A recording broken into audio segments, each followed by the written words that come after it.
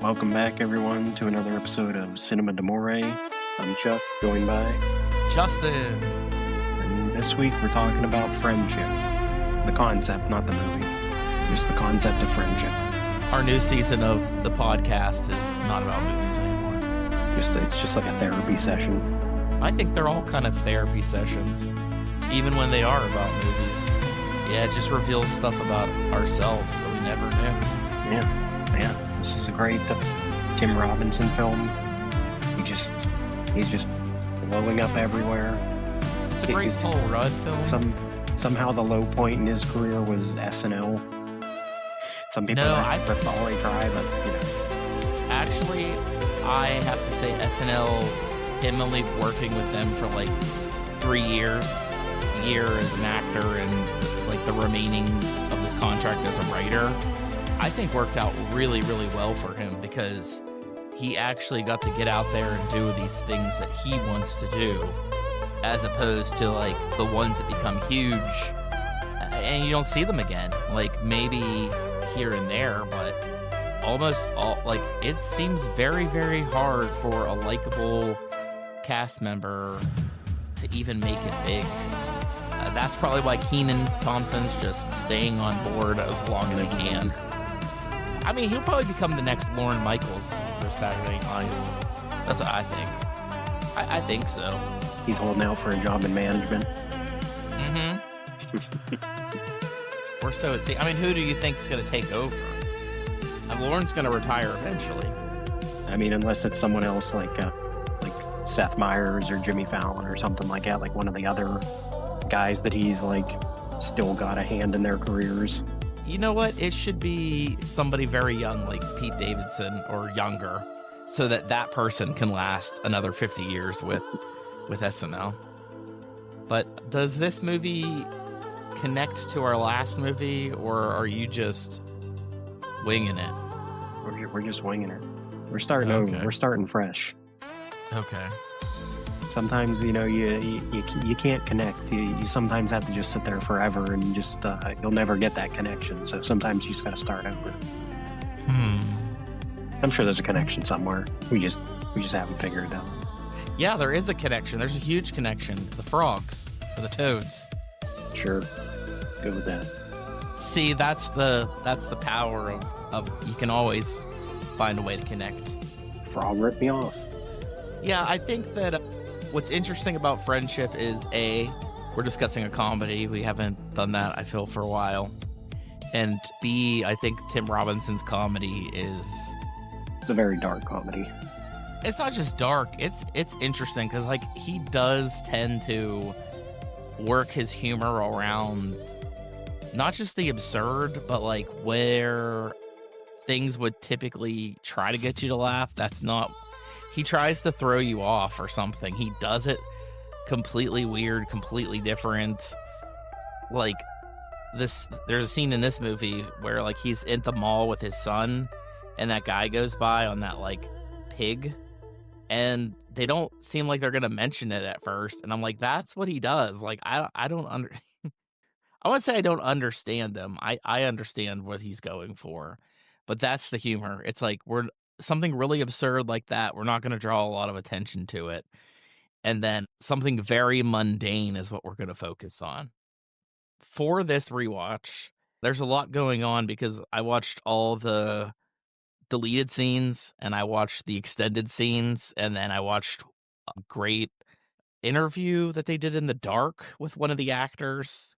Like one of the actors was, hosting it, asking questions.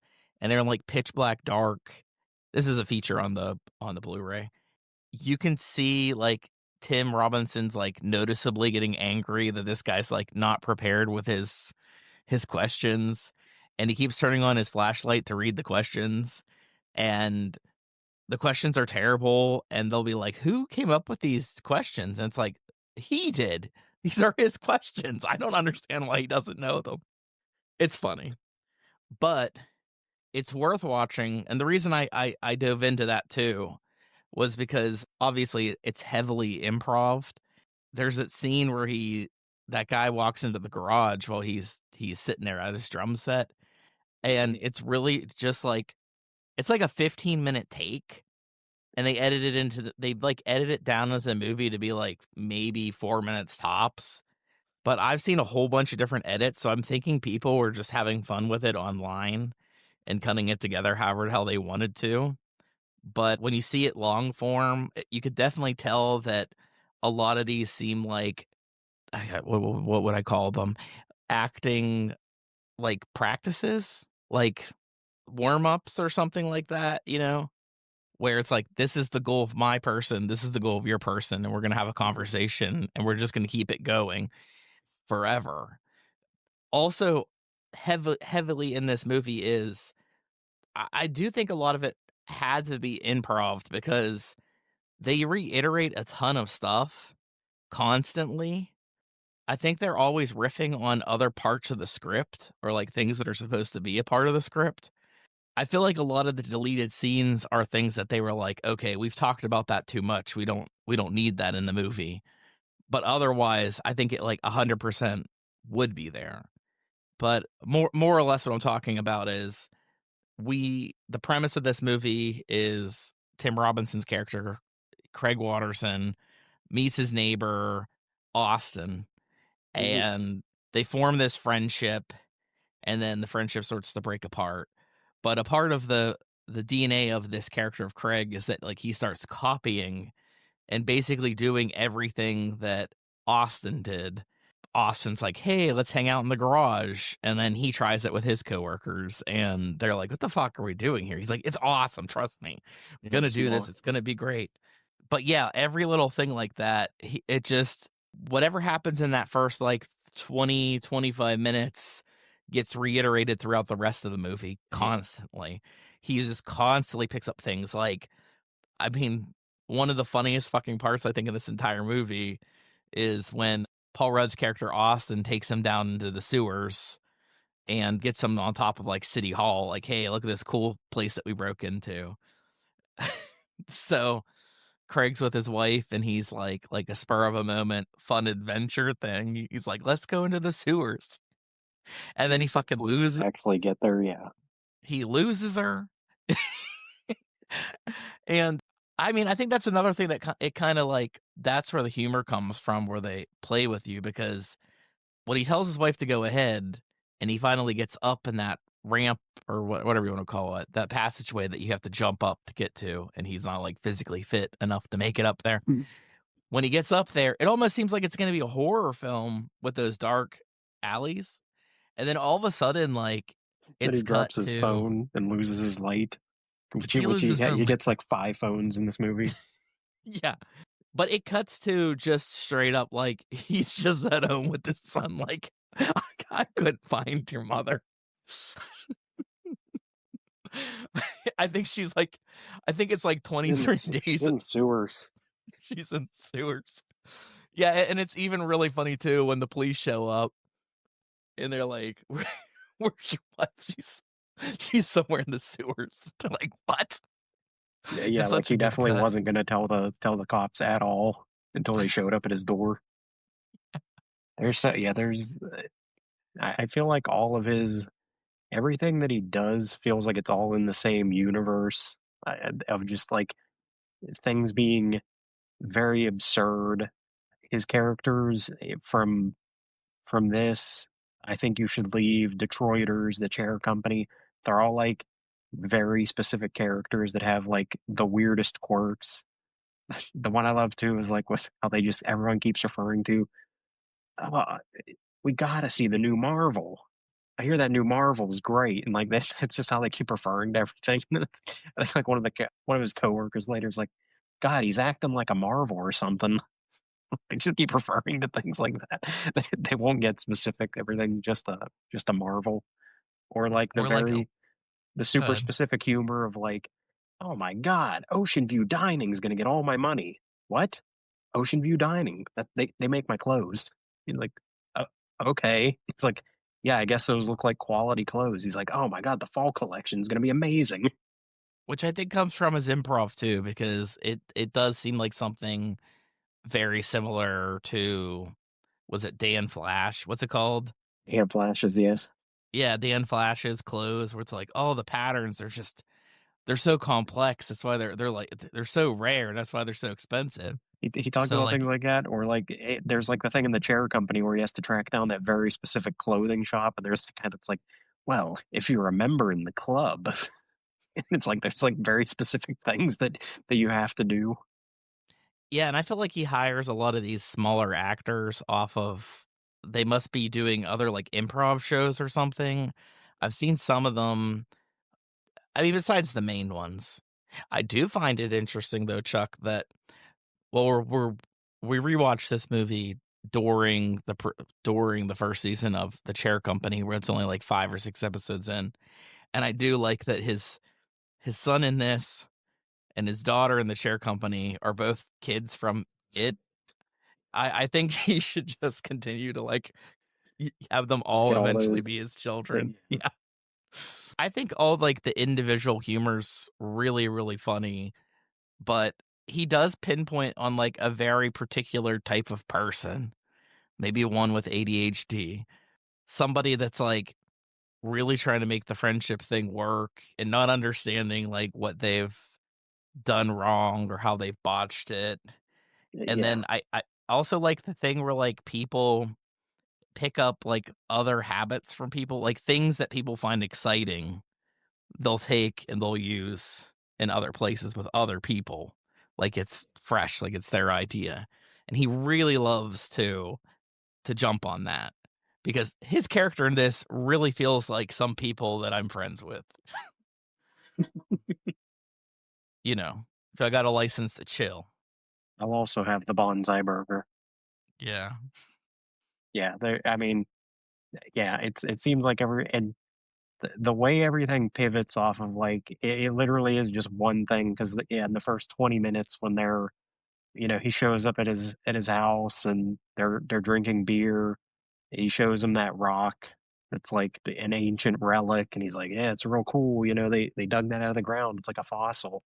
And then they break into City Hall and all those like fun things. Yeah, he goes to see his rock concert for his band, and it's just like one of those nights.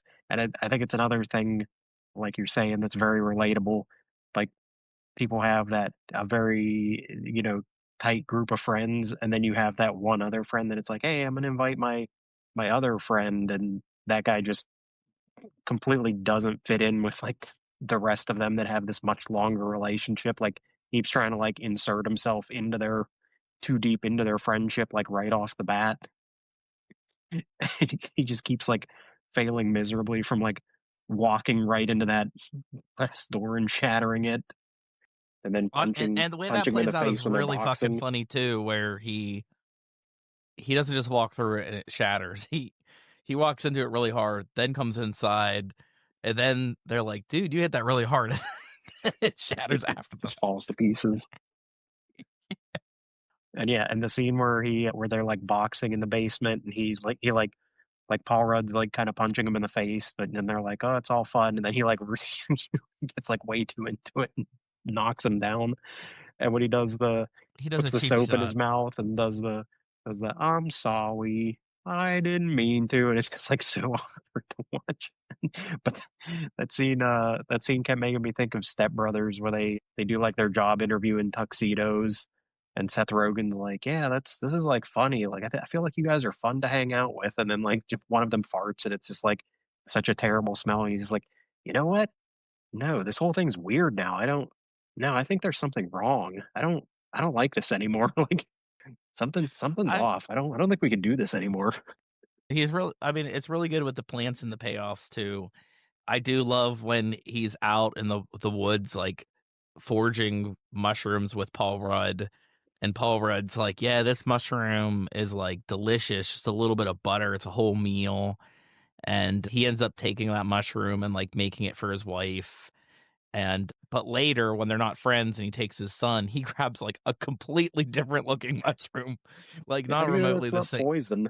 It's Yeah, and fine. he's like, yeah, and then Which that's when again he's like really sick. feels like it makes me think of the chair company with the deviled egg when he's like I yeah I want a box for that half a deviled egg, and then makes him sick while he's like trying to investigate later. Yeah, every time he tries to And I do love the shift from Paul Rudd too, where, like, he is the cool guy at the beginning, and, he says things like, "Nah, man, I don't have a phone. I'm a free man." And then later when after after he loses his phone and he's like, "Yeah, I didn't have a phone for a while," and Paul Rudd pulls out a phone, he's like, "You got a phone?" He's like, "Of course I have a phone. I'm an adult. Like, I have to have a phone." Like, "What are you talking about?" Yeah, you do realize really quick, like, I would say after the friendship's, like, in pieces, Paul Rudd's not a very cool person. It's like another fake persona that It's a he whole he false thing he made up to that he's impress putting on. Craig. Yeah. Yeah. And it's like, yeah, Craig feels, he does feel, like, responsible for him because he's the one that told him, yeah, Austin's the late night weatherman, and he's like, "You gotta ask him to do mornings." And he asks him to do mornings, and then it's like, it's actually terrible for Austin. He's like, "I'm under so much pressure, man. You don't understand how mornings are. You don't get it. I can't handle this." I could definitely see this movie I thought was really fun the first time I saw it, and this is the second time, and I enjoyed it even more the second time around. So I'm feeling that it is on the trajectory of something like Step Brothers. I feel like it's gonna be one of those movies that I'll be able to revisit, and it'll still be fucking hilarious. Yeah. I Yeah, mean, yeah, you could talk about, like, tons of individual little things, like, when he first goes to that phone store to get his new phone, and he wants to be friends with the guy that's selling him his phone, but it comes off like it a feels like really he makes it creepy, like, super yeah, he date makes it thing, super awkward with that kid. Yeah.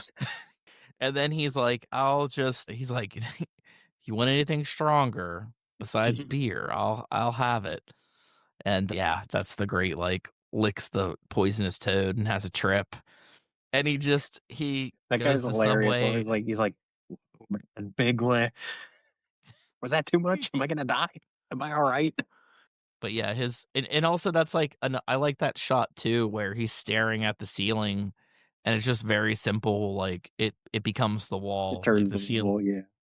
So he walks in, Paul Rudd's working at Subway, he orders a sandwich, and then he wakes up and the guy's like, "How's your trip? Did it Was it take like several 3, 4 months?" months? Nah, man, it was like a few minutes. What happened? I went to Subway, didn't even get my Did you sandwich. did you get the answers? No, I just ordered a sandwich. Yeah. I went to Subway, the eatery? Yeah, Yeah, it's or like like even the fun stuff where like his wife keeps like bringing up Devin and he's like, "Who the hell's Devin? Like, what's the deal with Devin?" And whenever she's rescued and she comes home and they have that like welcome home party and the and Devin's just he's there and he's just like way too much with like how much he was upset that she was gone and missing. yeah, yeah, seems much more upset than Craig was, which, yeah, when he's with his son too, and he's like, "You going to school today?" He's like, "My mom's missing." He's like, "Yeah." She's like, "Are you going to work?" And he's like, "I have to." And he's like, "You should be out there looking for her." Uh, yeah, there's And like the son so being many like real too close with his mom. And he's like, "You kissed her on the lips?" And, like, they ignore it, but, like, that relationship's just, like, questionable the whole time, like, every and his time yeah, they're together. his and his girlfriend's from one of the actors from Anora, and, yeah, he makes that joke, Mhm. like, while his mom's still missing, he's like, "Whoa, replaced her mom already." It's just like such like an inappropriate joke to make while she's currently missing. Yeah, that his characters are all and it feels like because he kinda works in, like, the same type of, like, corporate world that he does specifically in the chair company in this one. He is really good at playing those characters that are just basically completely disrespected by, like, everyone around them, like, everyone that works for him thinks he's a joke, and, like, doesn't like him, and, they just think he's a loser, and which the that was, like, my favorite shot from the trailer when I first saw it, and I was like, "I could tell I'm gonna like this movie when he fills up that mug too full, and he's just like, 'Whoa, watch out, guys, full mug coming through,' and one guy walks by, and he's just like, 'Excuse me,' and then he's just like, 'Fucking idiot.'" Which it kinda mirrors the scene from the first episode of The Chair Company where he's, like, trying to get past that old woman in the hallway, and he's just like, "Come the fuck on, Jesus Christ." But I mean, I guess that's who he has to play. He's a little weird, and we talked about it a long time ago, but since watching I Think You Should Leave and then watching Doctor Strangelove, like, he mirrors that guy so much. What's that actor? Peter Sellers. Is it? No, no, it's not Peter Sellers. It's You're thinking of Sterling Hayden, his character from Doctor Strangelove. He's the one uh that's talking about like the fluoride in the water and yeah, he kind of like mirrors him exactly. or no, we're thinking of George C. Scott.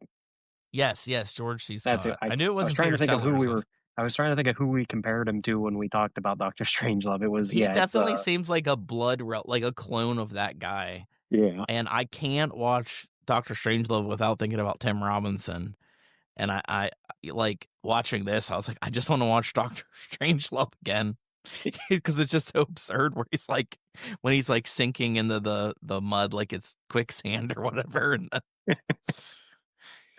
It just drops his phone immediately. Mhm.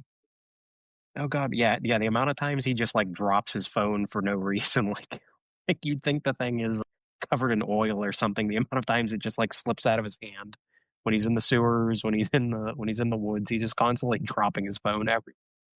Or I can relate to, or I'm sure my wife can really relate to when he orders his drum set and she's like, "There's package that came for you," and he's just opening it up, and this is like 100% a comment of Steph's, which would be like, "Is that for you?"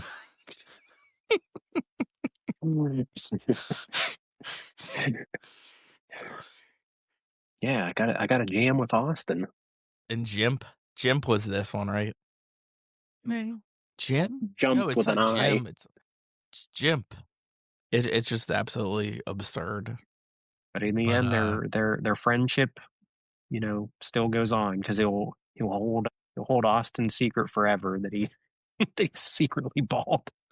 yeah, when Which does the that moment first that's happen in revealed is jail? great. When he's in jail and he slips on all the pee all over the floor from like the leaking toilet and drops his toupee. Which yeah, then that leads to a great moment in the end when he yeah, the entire end, like the last 15 minutes of the movie are it's perfect. It's hilarious. They, you know, after she gets back from the sewers, she's like, I'm gonna go live in Devin's pool house till we get Mhm. this figured out. Like, so she leaves him. And yeah, it's like it feels like he's like trying to get the family back together. He buys his wife a minivan so she can transport her flowers, and they go out for his son's birthday dinner, which and then does have that really awkward moment where the guy bumps into her chair, and he's like, it's like he's trying to impress her by like yelling at the guy and being like, "You need to apologize right I mean, now." it works. That moment brings her back. And then It he, does, like, lays on the fact he got the van, and she's like, "Wow." but I do And love she his reaction to it when he's like, "We need to leave now. I can't believe I did that. We need to go. yeah, We need to leave now." I don't know why I did that. like, the But guy's gonna yeah, have second thoughts and be like, yeah, "Nah, I could take and that beat him guy." up. Yeah, yeah. But when they leave, and then he sees again, yeah, great plan payoff of seeing the yellow Corvette in Austin's driveway, and he's like, "When I get that yellow Corvette, you'll be the first one I'll take for a ride in it." Then when he goes, when he they do play it as though like he's finally over it because like he gets a wrong package in his house again Mhm. for like the third time, and so you think he's gonna immediately be like, "Oh, I got to run this over to him so I can talk to him," and instead he gives it to his son, and he's like, "Hey, why don't you run that over to him, and I won't have to deal with it." And then he's gonna he's gonna leave to buy candles, and then just goes flying and hits those speed bumps that he loves so much. That he's That he like, put in. "I had to fight with City Hall. That's why our street's not a racetrack." Yeah, he does. He picks up on cliches like that. I do like one little thread was when Paul Rudd's gonna play and he's like, "Fuck that senator," and he starts, playing the song. And then that senator becomes a client and he's like trying to sell him on this shit. And then all of a sudden he's like, "Fuck you, man." He's like, I had to fight to get that that speed bump put in. And he's up in arms about it, but he also brags about it. So it's also really funny that the speed bump is what like fucks the brand new van. He doesn't hit the car. He doesn't hit, like, I feel like he was gonna speed into Paul Rudd's car, Yeah, he but he, just like, hits those just speed bumps and goes flying. yeah, his tie rods get all messed up. Yeah, then he just tries the yeah, then I love when he breaks into the house. He's like, "You guys gotta ask me some questions. I'm part of the group. Just ask me a question. What's your favorite food?" "God, I can't think. I can't think of anything. Ask me a different question." Like, he just keeps trying to, like, go around the room and he's just, like, completely unprepared and just can't Well, he think of breaks into the anything. house twice at least because the second package he gets, he goes over and tries to deliver it, no one's home. So he, like, throws it over the fence, He's, like, hops in the there fence. washing their dishes, like, He just, like, goes into the hanging house, out. like, through the door that he busted, and he's just, like, getting comfortable doing weird shit, and he finds that, like, golden gun that he pistol that he has, and then he hears his wife. He hears up Austin's wife, and he's like, "Oh, shit." So when she goes to the bathroom, he sneaks back out, but then he's like, "Fuck, I still have the gun." So I don't even think he drops off the I don't think the No, package he gets takes the package back with him. He takes the package back but to his house yeah, with him. he has the gun. Paul Rudd shows up with the police and's like, "You stole my gun." He's like, "I don't know what you're talking about." And they're like, "The dogs came straight here." And I love, like, "What are "Oh, you so you're saying what are you somebody saying? robbed Somebody you and broke into came my house directly?" too?" "Yeah, you saying somebody You broke son into of your a house and then you came son of a down and broke in bitch. mine?" Son of a bitch, you know what you did. Yeah, it's so good. And then, like, he goes back and, like, that gun comes back into play where he's holding everybody up. And he does take that moment. I don't really know if it's I don't know if it really fixes anything, but he when he realizes that Paul Rudd's wig fell off again and nobody knows, and he's the only one that's has seen it. He's just sticking everybody up to make sure that they can't see him while he gets his wig back on. So everybody's like, "Yeah, he's crazy," and he gets arrested, and there's kinda like a mutual respect for some reason, but, like, yeah, I don't know. He's going to Keep that jail. secret. I don't know how he's getting out of this. I feel like that's his first big movie. Everything else has been TV. I actually would probably love to discuss The Chair Company after it's done. I think it's an 8-episode show, and we're pretty close to finishing it. And yeah, I'm all caught up, and you're right. It's fucking hilarious. Like, it gets wild. Show's like insane. Where we're at right now, as the recording of this episode was like the episode where they're at like the Coke bar, and I don't want to spoil. I don't want to spoil that show for anybody.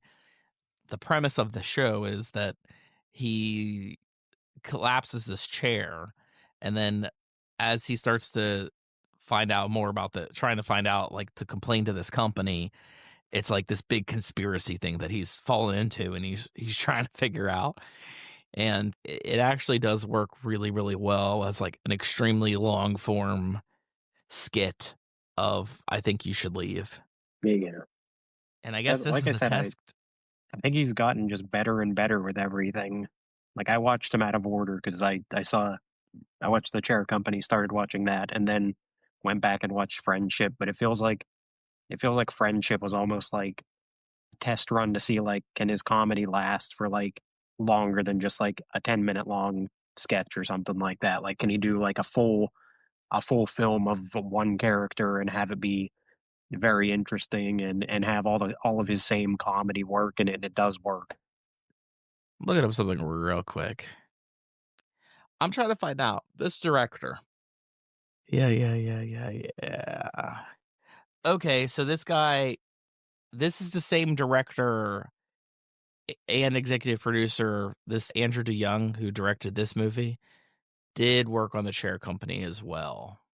It makes Because sense. I'm wondering, he's obviously it's not just Tim Robinson's sense of humor, but he has some sort of. It's like, does he have control over these projects entirely, or like I don't know how they're like this relationship works where they found each other and it just because it doesn't look like he did "I think you should leave" or anything like that.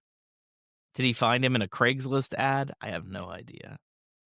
And they did say during their one interview, like, this was that Andrew DeYoung's concept of, like, exploring a friendship that goes bad and, not understanding necessarily what happened to make it go, wrong. And he's credited for, like, writing it. But I'm also thinking, like, a lot of this just is just straight up improv. So, like, how much credit do you get for doing the script that nobody more or less followed? I would like to read the original script. I think it would have to be, I don't know, I haven't really guess I've read a script where they heavily improv'd off the script. Is it just, like, acting exercises? Like, here's the main gist of the scene, and whatever else you do, you do. I mean, might be.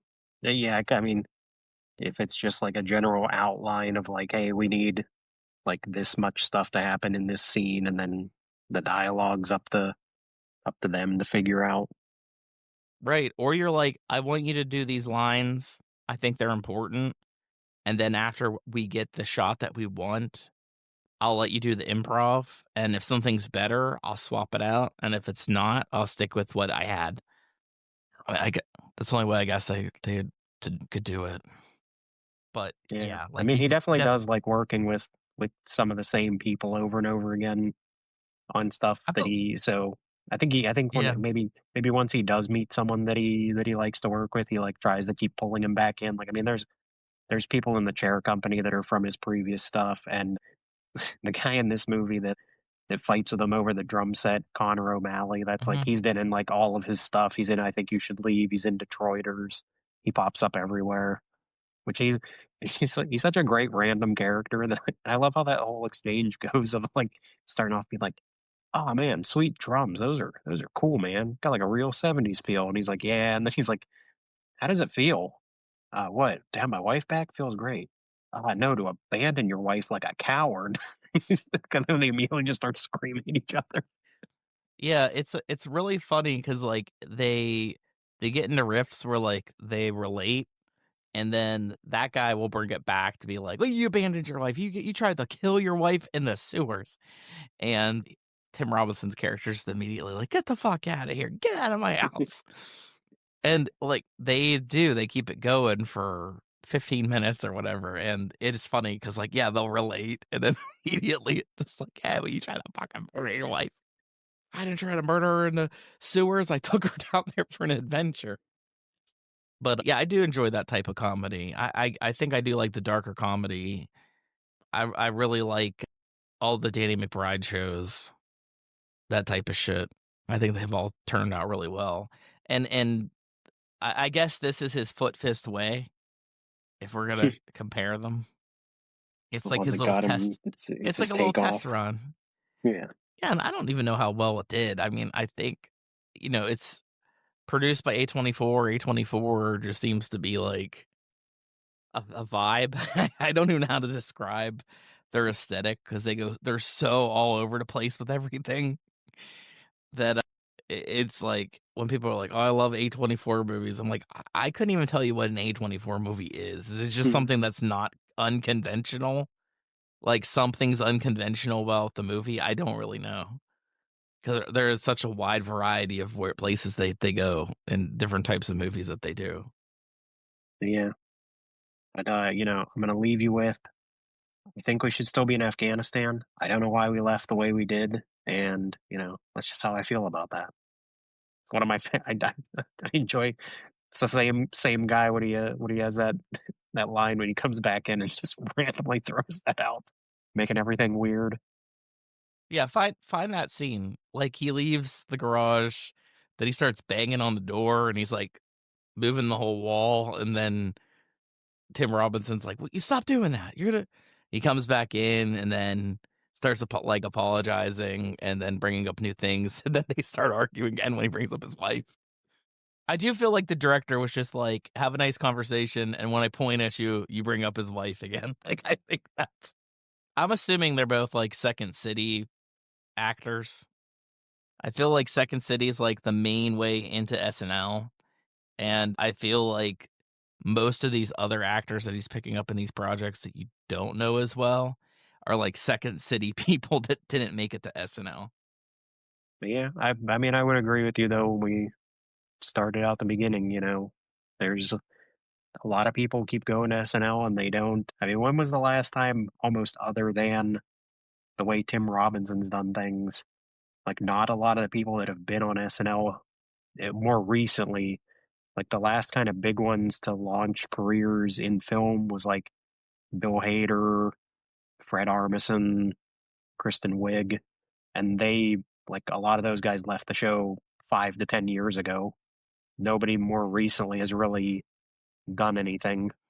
Like it I doesn't mean, seem to like make stars. it's interesting though because like I feel like everybody's story ends up a little bit different. Like Bill Hader, for example, I think his love for movies and his ability to like improv, and he's a really smart guy, helped him, you know, get a bunch of different roles. But when he got Barry and he ended up, getting behind the camera more, and then I think he's writing horror films or something now. Like it's such like a crazy genre shift, but you could tell that he's probably much more comfortable behind the camera. I mean, he even says he is not comfortable up on stage. But then you get like Fred Armisen, who he did like Portlandia, and he kind of stuck with the sketch shit, you know. And I guess Robinson's closer to that because I don't know. Is there a Fred Armisen movie? I mean, he's done Portlandia. He's done Documentary Now, which they did with Bill Hader. And None of these ever Like, led a movie. Yeah, Kristen Wiig's, like, had a couple leads for things, but, I mean, that's Hollywood. Like, she did Bridesmaids, good movie, everybody liked it.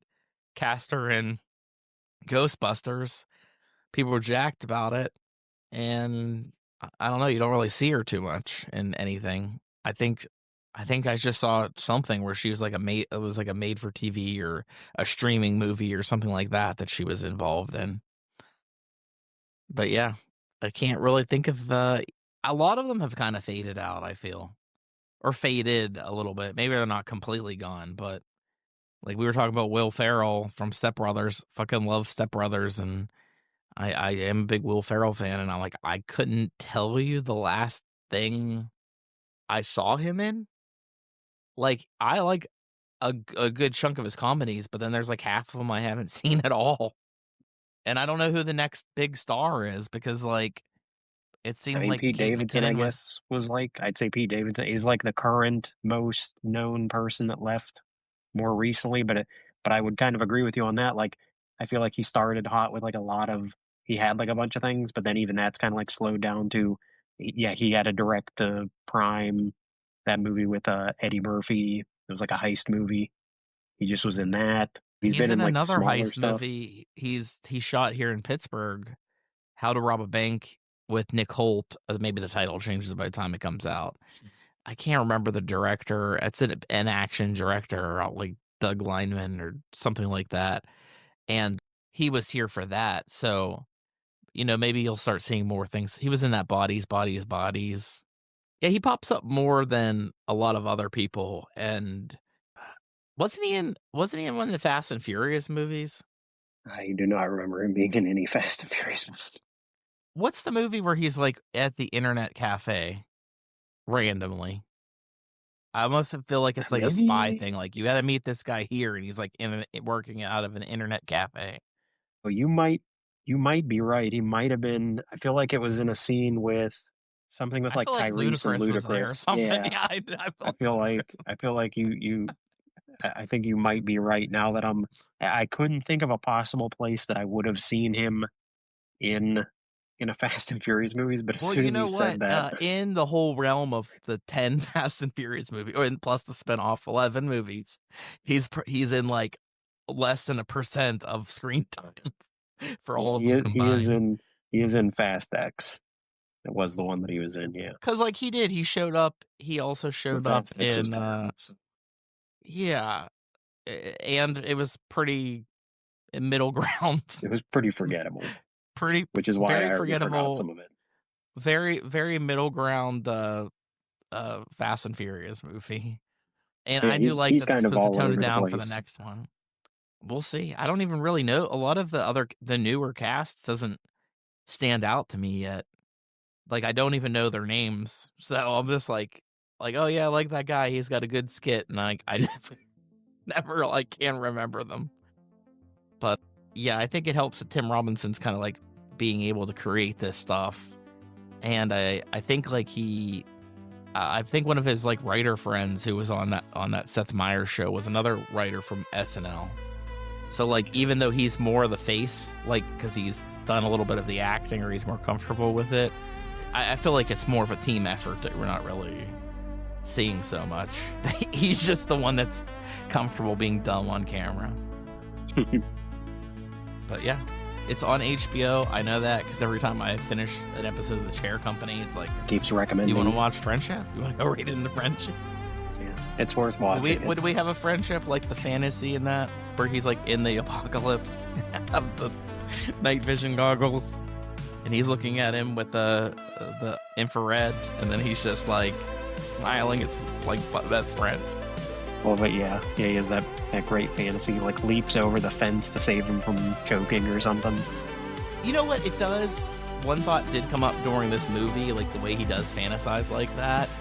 It did make me think of the King of Comedy, where he has these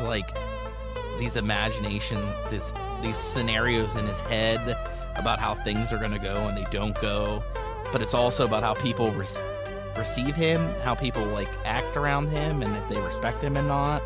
And nobody really respects either of these characters, and they take a violent route, but like King of Comedy is kind of like fucked up and scary, and it's just like a hair difference in friendship, which makes it funny. It's very close to just being it could be as scary as I wouldn't say King of Comedy is scary, but like the character is.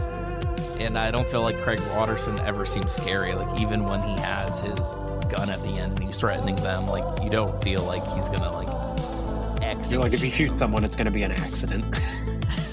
Like, it's gonna be because he does something stupid. I mean, we've seen some comedies like that. What was Observe and Report did that, where they just like shot the guy, and I was like, holy hell. But I'd rather watch that than Paul Blart. So, all right, well, I think we're good. We're off to a good start, and I think that you'll enjoy my pick for the next episode. So I have it. And we'll see everybody in 2 weeks. Thank you.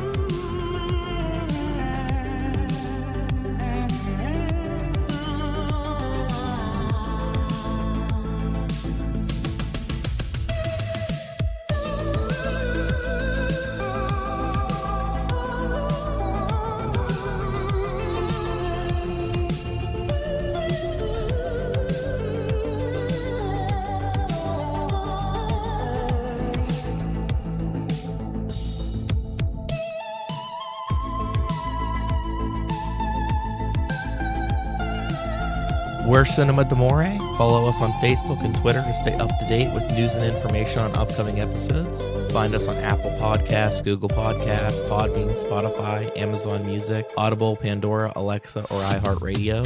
It would be greatly appreciated if you subscribe to our podcast on your platform of choice. We also appreciate feedback, so rate us, review us, and let us know what you think. And above all else, thank you for listening.